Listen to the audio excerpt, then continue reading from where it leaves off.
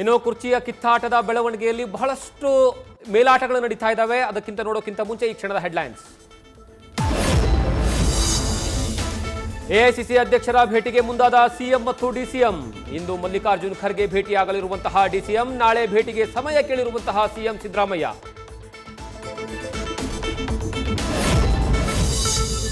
ಪರಪ್ಪನ ಅಗ್ರಹಾರಕ್ಕೆ DCM D K Shivakumar ಭೇಟಿ. ಜೈಲಿನಲ್ಲಿರುವಂತಹ ಶಾಸಕರನ್ನ ಭೇಟಿಯಾಗಲಿರುವ ಡಿಕೆಶಿ.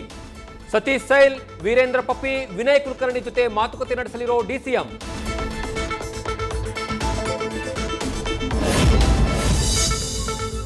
ಯಾವುದೇ ಬಣ ಸೇರದೆ ಮೌನಕ್ಕೆ ಜಾರಿದ ಕೆಲ ಸಚಿವರು. ಪಕ್ಷ ನಿಷ್ಠೆಗೆ ಅಸ್ತು ಎಂದು ತಮ್ಮ ಇಲಾಖೆಯ ಬಗ್ಗೆ ಗಮನ.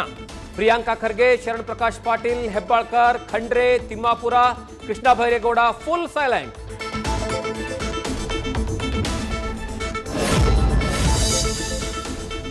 ಹೈಕಮಾಂಡ್ನಲ್ಲಿ ತೀರ್ಮಾನ ಆಗಿರೋದು ನಮಗೆ ಗೊತ್ತಿಲ್ಲ. ನಾನೇ ಸಿಎಂ ಅಂತ ಸಿದ್ದರಾಮಯ್ಯ ಹೇಳೋದ್ರಲ್ಲಿ ತಪ್ಪೇನಿದೆ? ಸಿದ್ದರಾಮಯ್ಯ ಕೊಟ್ಟ ಮಾತು ತಪ್ಪೋದಿಲ್ಲ ಎಂದ ಮಂಜುನಾಥ್.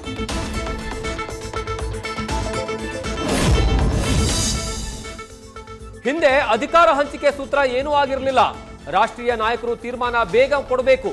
ಹೈಕಮಾಂಡ್ ತೀರ್ಮಾನಕ್ಕೆ ಬದ್ಧರಾಗಿದ್ದೇವೆ ಎಂದ ಶಾಸಕ ಬೇಳೂರು ಗೋಪಾಲಕೃಷ್ಣ.